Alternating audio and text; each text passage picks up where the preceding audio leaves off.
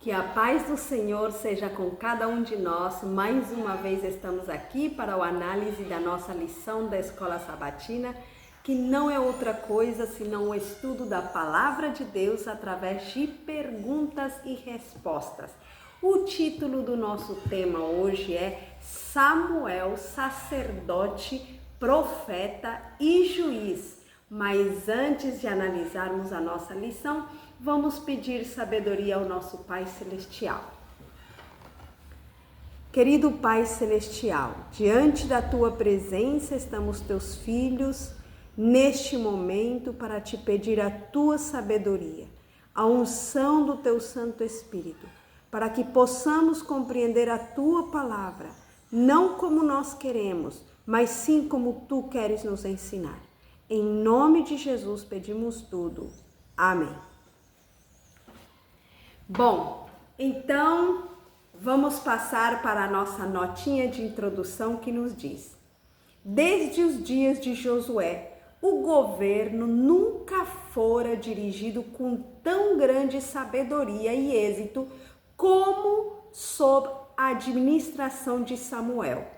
Investido divinamente com a tríplice função de juiz, profeta e sacerdote, trabalhava ele com incansável e desinteressado zelo pelo bem-estar do seu povo, e a nação prosperara sob sua sábia administração.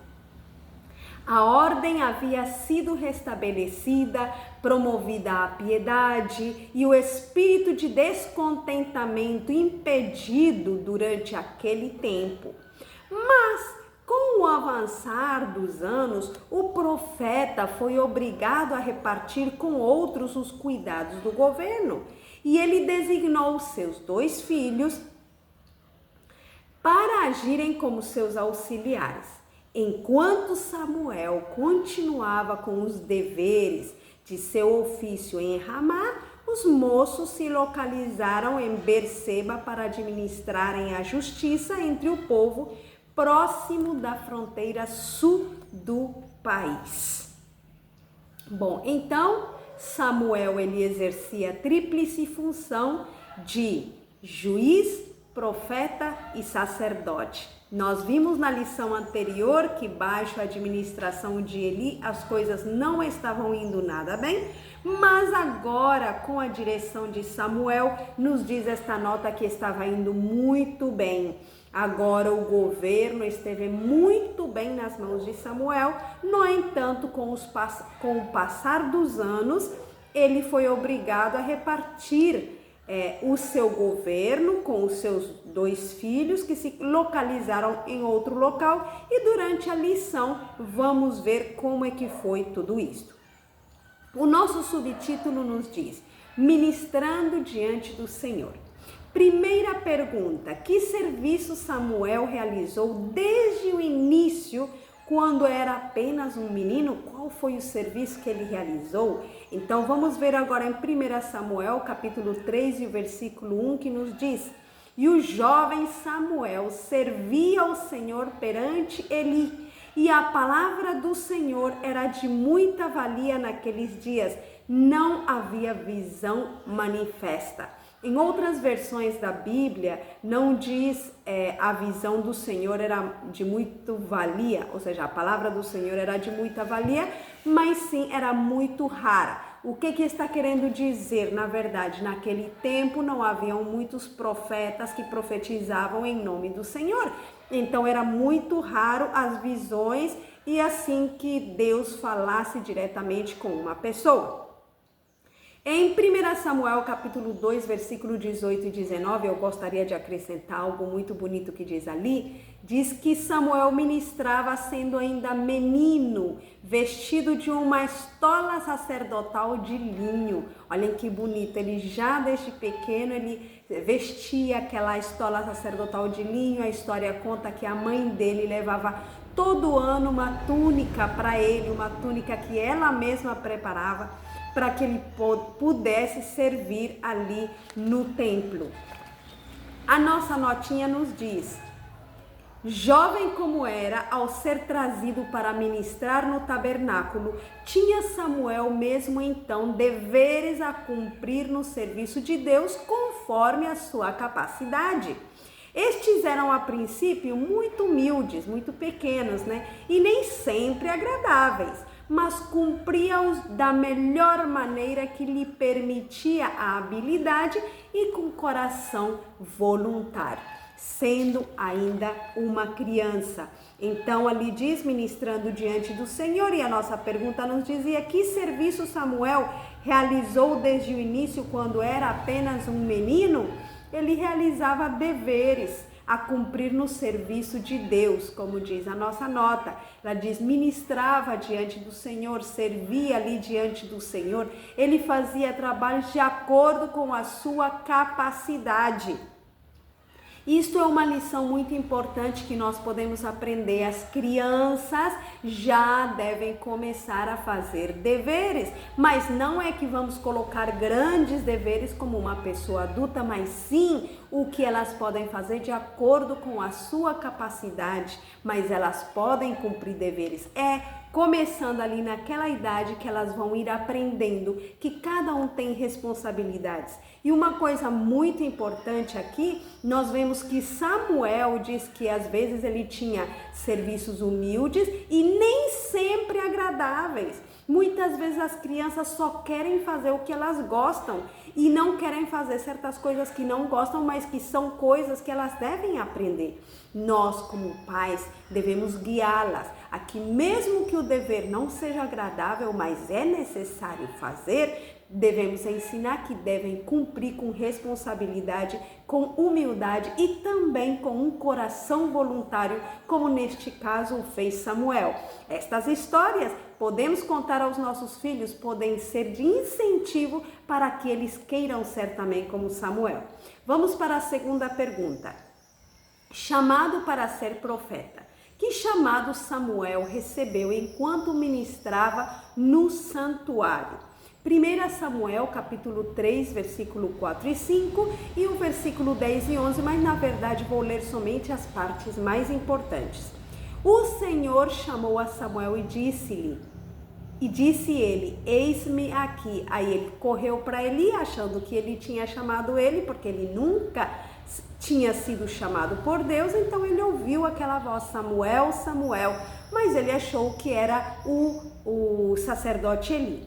Depois ele foi para Eli, ele disse, não foi eu que te chamei, então volta lá para dormir. Ele voltou, novamente ouviu a voz, Samuel, Samuel. Ele voltou novamente para Eli e, sabendo a história, ele falou para ele, bom, então se você ouvir novamente a voz, diga, eis-me aqui, Senhor, que o teu servo ouve. Isso foi o que aconteceu na última vez, quando o Senhor novamente chamou ele. Então ele disse, fala, Senhor, porque o teu servo ouve. E então o Senhor deu uma mensagem para ele. Então, que chamado Samuel recebeu enquanto ministrava no santuário? Ele recebeu o chamado de Deus para ser o seu mensageiro, porque ele devia transmitir uma mensagem, neste caso, especialmente para a família de Eli, para o sacerdote Eli e a sua família, E este mensageiro geralmente nós chamamos de profeta. Então ele foi chamado a ser profeta, por isso nosso subtítulo diz chamado para ser profeta. Vamos ler a nossa notinha para ver o que nos diz. Ana dedicou Samuel ao Senhor. Ana, sendo a mãe de Samuel, ela o dedicou ao Senhor e Deus revelou-se-lhe na infância e juventude. Devemos trabalhar muito mais por nossas crianças e pelos jovens, pois Deus os aceitará para fazerem grandes coisas em seu nome, no sentido de ensinarem a verdade aos de terras estrangeiras, aos que se acham nas trevas do erro e da superstição. Se fordes condescendentes com vossos filhos, satisfazendo seus desejos egoístas, se neles animardes o amor do vestuário e desenvolverdes a vaidade e o orgulho, fareis uma obra que decepcionará a Jesus. que por sua redenção pagou preço infinito. Deseja ele que os filhos o sirvam com afeição indivisa. Isso está no livro Mensagens Escolhidas, volume 1, página 319. Então temos uma obra muito importante para fazer. Trabalhar por nossas crianças e pelos jovens.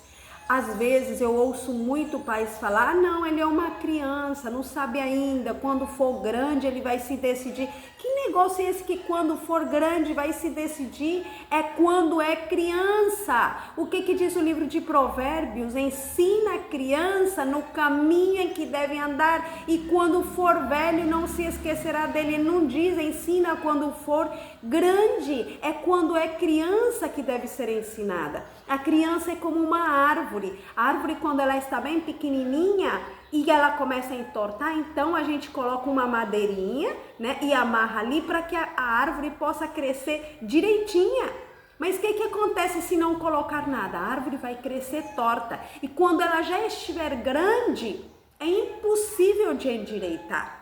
Claro que numa pessoa grande não vamos dizer que é impossível de endireitar, mas sim se tornará muito mais difícil porque já estará acostumada com muitos maus hábitos e a não servir a Deus de todo o coração. Por isso temos um grande trabalho a fazer com as nossas crianças. Eu peço a todas as mães e a todos os professores de crianças, porque nós estamos trabalhando também com o departamento de crianças, por favor, deem-se tempo para fazer as crianças ouvir as músicas que o departamento está enviando, para aprender as lições de escola sabatina. A lição da escola sabatina das crianças é tão importante quanto a lição da escola sabatina dos adultos. E é muito mais importante do que a lição da escola. Tem um escrito da irmã Ellen White no livro que é Conselhos para a Escola Sabatina, que diz que nós deveríamos nos importar mais com que eles aprendam a lição da escola sabatina do que a lição da escola, porque logicamente o que nós aprendemos aqui de Deus é aquilo que vai lhes ajudar para toda a eternidade. Vamos para a pergunta número 3. Quão amplamente era conhecido em Israel que Samuel era um profeta designado pelo Senhor? 1 Samuel capítulo 3, versículo 20 diz: E todo Israel, desde Dan até Berseba, conheceu que Samuel estava confirmado por profeta do Senhor. Que interessante, né? Então, o seu jeito de ser de Samuel, a mensagem que ele tinha transmitido diretamente. Vamos ler a notinha que aí vai nos confirmar. Durante os anos que se passaram, desde que o Senhor se manifestara pela primeira vez ao filho de Ana, viera a vocação de Samuel ao ofício profético a ser reconhecida por toda a nação. Transmitindo fielmente a advertência divina à casa de Eli, por penoso e probante que tivesse sido este dever, Samuel dera prova de sua fidelidade como mensageiro de Jeová. E o Senhor era com ele, e nenhuma de todas as suas palavras deixou cair em terra. E todo Israel, desde Dan até Berseba, conheceu que Samuel estava confirmado por profeta do Senhor. Então, todos conheceram. E por que todos conheceram? Porque ele foi fiel em transmitir a mensagem do Senhor. Talvez você e eu não sejamos profetas chamados diretamente por Deus como foi Samuel, mas sim somos chamados a transmitir a sua mensagem, a mensagem que ele deixou na sua palavra. Será que estamos sendo fiéis em transmitir a sua mensagem? A mensagem que Deus deu para Samuel foi uma mensagem dura à casa de Eli. E mesmo sendo duro e penoso dar essa mensagem, ele transmitiu essa mensagem fielmente.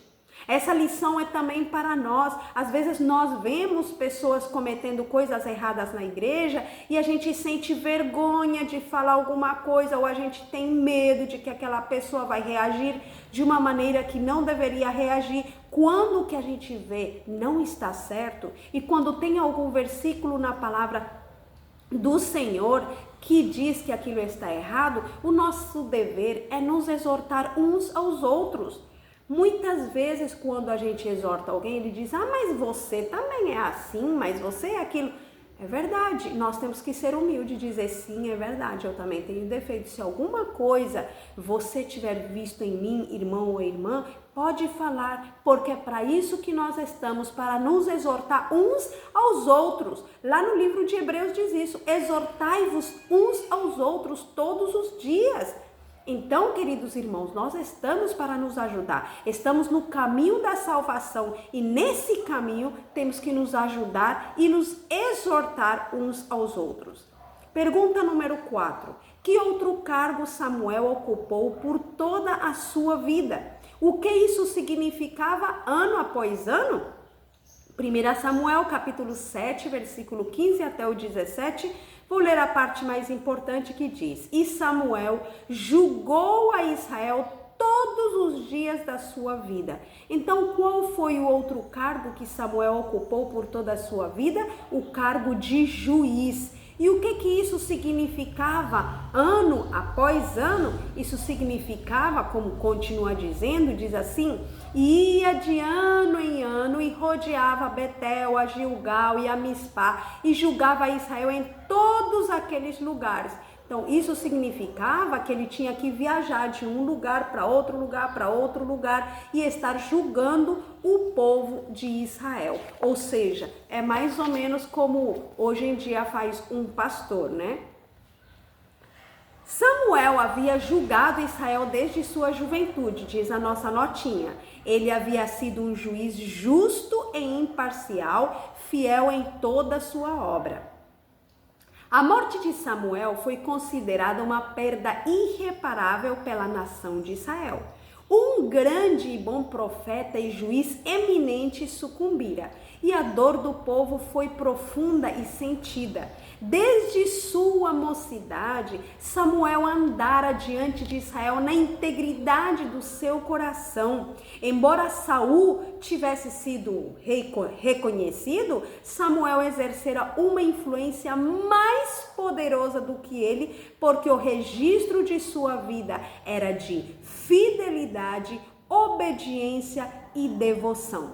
Lemos que ele julgou Israel todos os dias da sua vida.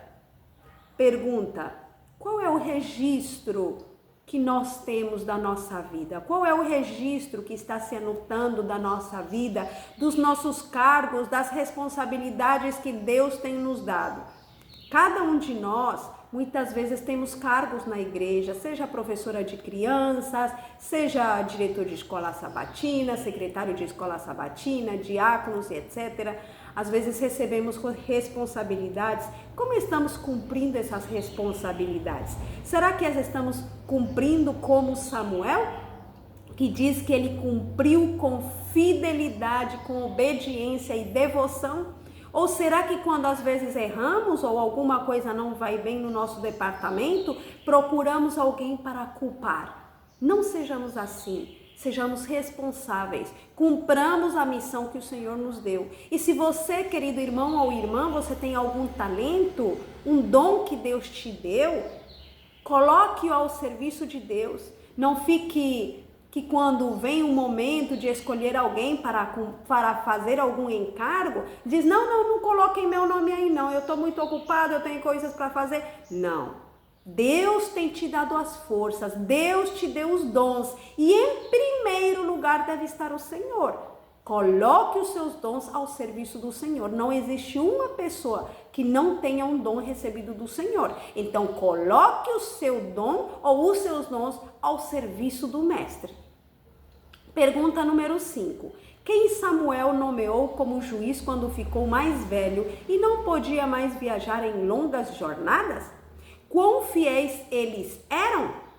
1 Samuel, capítulo 8, versículo 1 até o 3. E sucedeu que, tendo Samuel envelhecido, constituiu a seus filhos por juízes sobre Israel. E o nome do seu filho primogênito era Joel, e o nome do seu segundo, Abia, e foram juízes em Berseba. Porém, seus filhos não andaram pelos caminhos dele, Antes se inclinaram à avareza e aceitaram suborno e perverteram o direito. Que interessante. Quem Samuel nomeou como juiz quando ficou mais velho e não podia mais viajar em longas jornadas? Os seus 2 filhos, que um chamava Joel e o outro Abia. Quão fiéis eles eram? Eles não foram fiéis.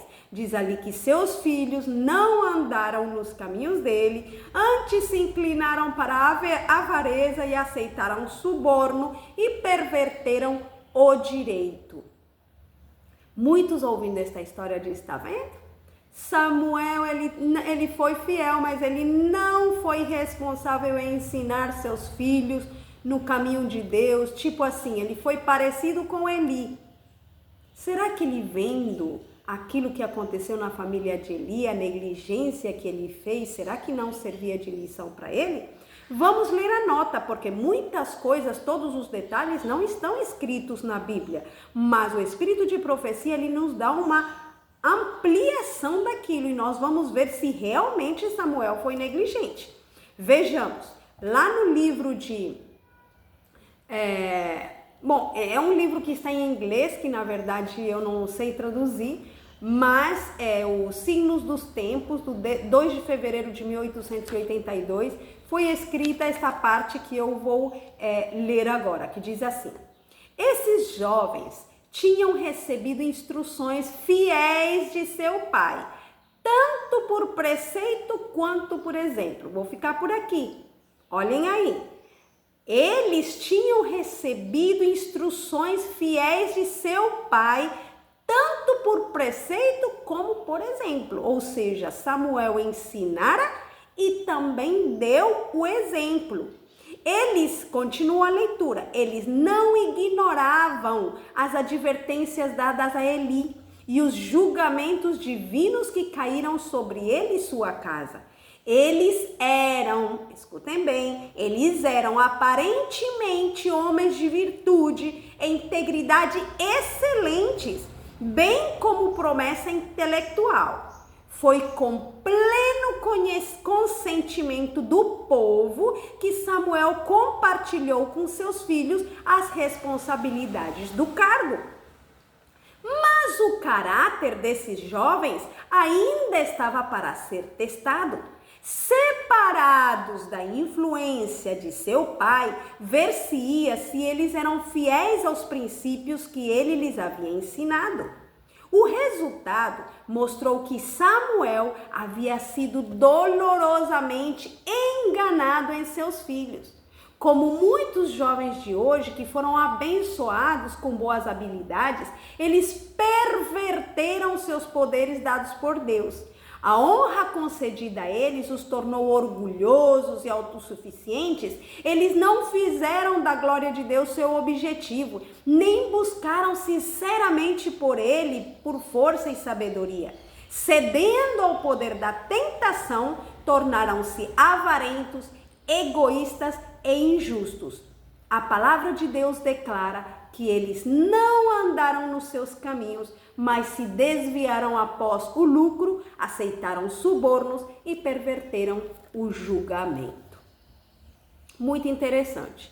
O que eu acho interessante aqui é o seguinte, que muitos dos que se justificam com esta história, os filhos não é que só quando se separaram dos pais se comportaram mal. Não, os seus filhos estão dentro de casa, fazendo as coisas erradas e os pais não têm o valor de corrigir as coisas erradas. Não foi este o caso de Samuel. Aqui diz que enquanto eles estavam com Samuel, eles eram aparentemente homens de virtude, em integridade excelente, bem como promessa intelectual, tanto que o povo consentiu com Samuel de colocar eles como juízes em outro lugar. Isso era porque então o povo estava vendo e via que eles tinham um comportamento excelente. Só que aqui diz que o caráter desses jovens ainda estava para ser provado. Já quando colocados no campo de trabalho, aí se veria se realmente eles eram íntegros ou não. E quando eles chegaram no campo de trabalho, aí já sendo adultos, na verdade, eles então não resistiram à tentação, deram a cabida, né, ao seu caráter ruim, não buscaram a Deus como deveriam ter buscado, não buscaram sinceramente por Deus e por sua força e sabedoria, e então eles preferiram ganhar lucro mal. Então, não podemos dizer, não podemos culpar Samuel. Tem filhos que depois de se separarem dos pais, tomam decisões erradas? Tem.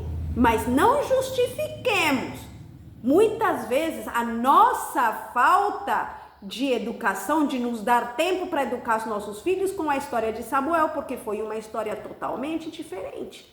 Vamos tomar o nosso lugar como pais. Façamos a parte que Deus está nos mandando fazer. E enquanto os filhos estão embaixo do nosso teto, eles devem obedecer à autoridade que Deus deu para nós como pais. E nós devemos, com amor, mas com firmeza, e ali instruir nos caminhos do Senhor, porque Deus vai cobrar de nós como pais. Pergunta número 6. Após muitos anos de administração da nação pelos juízes, que pedido os anciãos de Israel apresentaram a Samuel? O que ele achou dessa proposta? Em 1 Samuel capítulo 8, versículo 4 até o 7, só que eu vou ler somente a parte mais importante. Aqui diz assim: o povo disse para Samuel: constitui-nos, pois, agora um rei sobre nós. Agora, é interessante que lá no versículo eles disseram para Samuel: eis que tu já estás velho e teus filhos não andam nos teus caminhos, constitui-nos, pois, agora um rei sobre nós. Então eles pediram, na verdade, um rei. O que ele achou dessa proposta? Lá na notinha diz, no versículo, diz: porém esta palavra pareceu mal aos olhos de Samuel, quando disseram: dá-nos um rei para que nos julgue. Então, ele não achou nada boa esta proposta.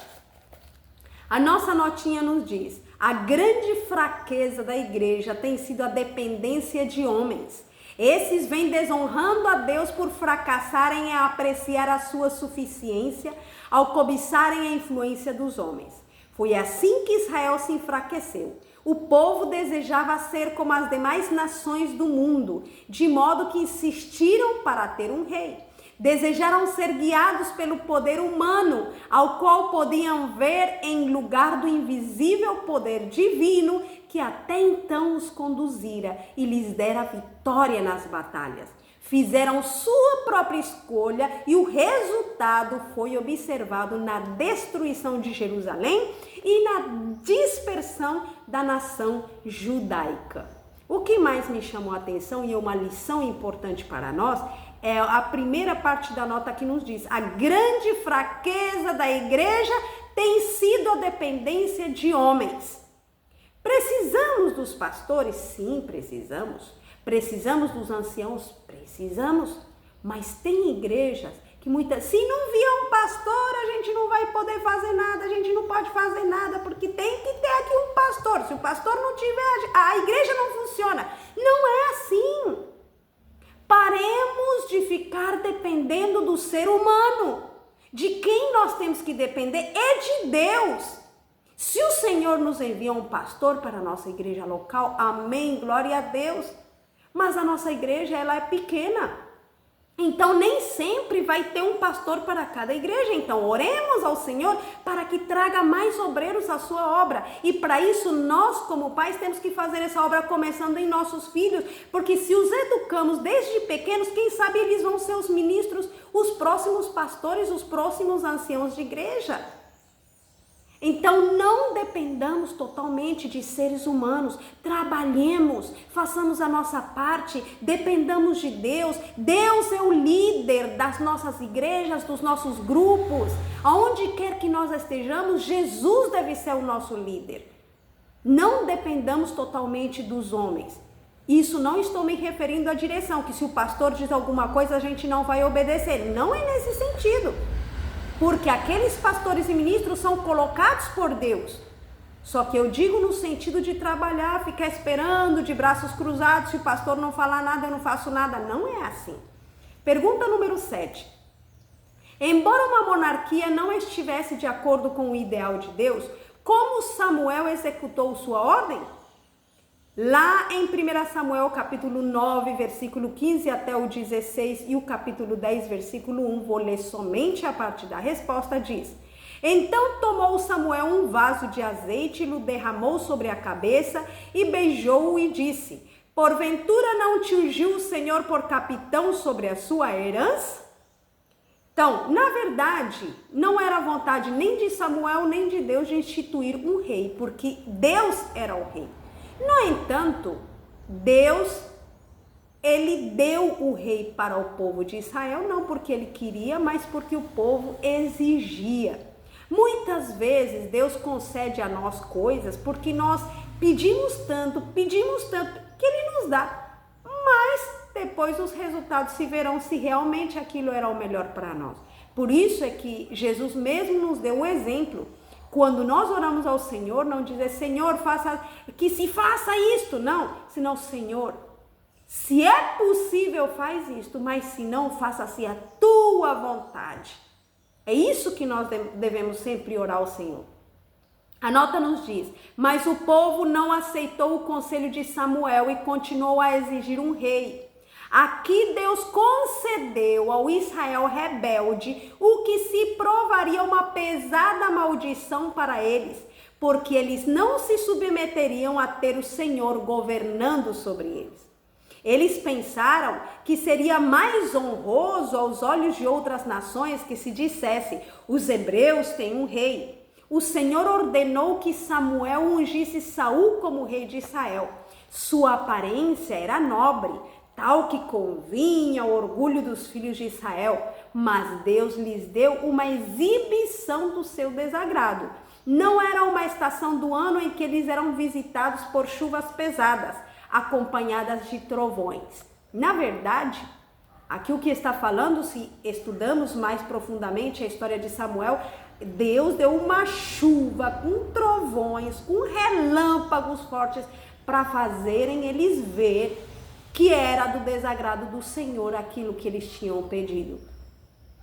Pensemos bem, o que nós estamos pedindo ao Senhor? Não exijamos, não sejamos tão exigentes, querendo muitas vezes coisas que, se Deus não tem nos concedido, pode ser que não seja a sua vontade. Submetamo-nos debaixo da autoridade de Deus. Deixemos Ele governar a nossa vida.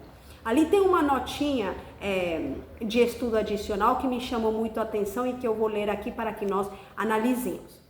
A injustiça desses juízes causava muito descontentamento e forneceu-se assim um pretexto para se insistir na mudança que havia muito era secretamente desejada. Os casos de abusos praticados entre o povo não foram referidos a Samuel. Escutem, os casos de abusos praticados entre o povo não foram referidos a Samuel. Houvesse-se tornado conhecida dele a má conduta de seus filhos e ele os teria retirado sem demora. Olhem aí, Samuel não sabia da má conduta de seus filhos, porque eles não tinham falado para ele. Mas isto não era o que os suplicantes desejavam. Samuel viu que o seu objetivo real era o descontentamento e o orgulho e que seu pedido era o resultado de um propósito deliberado e decidido. Olhem aí a maldade desse povo. Por que eles não tinham falado, contado os maus desígnios dos filhos dele para ele? Porque eles sabiam que ele retiraria, mas esse não era o desejo. Eles tinham esperado para chegar o momento certo para pedir um rei. Os teus filhos não estão cumprindo. Nesse momento que Samuel foi saber, né? Teus filhos não estão cumprindo, mas o objetivo deles não era que ele tirasse os filhos do cargo, era que ele colocasse um rei. Esse era o desejo deles. A vida de Samuel, desde a meninice, tinha sido uma vida de piedade e devoção. Ele havia sido deixado sob o cuidado de Eli em sua juventude e a bondade do seu caráter conquistou a afeição do idoso sacerdote. Neste caso, voltamos a falar de Eli. Ele era bondoso, generoso, diligente, obediente, respeitoso quando Samuel era criança. Continuando lendo esta notinha do estudo adicional, a última parte diz: Quão tocante é ver jovens e velhos sentindo mútua dependência. O jovem buscando do idoso conselho e sabedoria e o idoso procurando no jovem ajuda e simpatia. Que lindo seria ver isso sempre. Assim é que devia ser sempre. Deus gostaria que os jovens possuíssem qualificações tais de caráter que encontrassem prazer na presença amiga dos idosos, de modo que se unissem nos laços caros da afeição com os que se estão aproximando da beira do túmulo. Isto é um chamado para nós. Às vezes, tentamos separar os jovens dos idosos, ou os jovens à parte, os idosos à parte. Não é assim. Os jovens precisam aprender dos adultos, dos idosos. Eu estou de acordo que às vezes é bom que vários jovens estejam juntos, mas sempre é bom colocar algumas pessoas adultas. Na lição de escola sabatina, onde nós temos participado adultos juntamente com os jovens, eu vejo que os jovens aprendem muito dos adultos. Então, se colocamos somente jovens que muitas vezes não têm experiência pessoal com Deus, não tem como receberem dos adultos ou dos idosos conselhos valiosos que somente na escola sabatina tem. Então, nós temos que sempre, como diz aqui, misturá-los, né? Ou incentivar os jovens a terem amizade também com os idosos. Quão tocante é ver jovens e velhos sentindo mútua dependência, diz aqui. O jovem buscando do idoso conselho e sabedoria e o idoso procurando no jovem ajuda e simpatia. Eu vejo assim pessoas de mais idade, quando elas são consideradas entre os jovens, quando pedem para contar uma experiência, quão felizes elas se sentem. E muitos jovens também gostam de receber conselho dos idosos. Que Deus nos abençoe, para que esta lição seja para nós algo que vai transformar a nossa vida, tomando a nossa responsabilidade com nossos filhos, com nossos jovens e também dando valor mais aos nossos idosos. Vamos fazer uma oração para concluir. Querido Pai Celestial, te agradecemos por esta lição. Ela é maravilhosa. Ajuda-nos não somente a tê-la na nossa memória, mas a colocá-la em prática na nossa vida. Fica conosco, guia-nos e envia-nos o teu Santo Espírito. É o que te pedimos, em nome de Jesus. Amém. Bom, que Deus abençoe.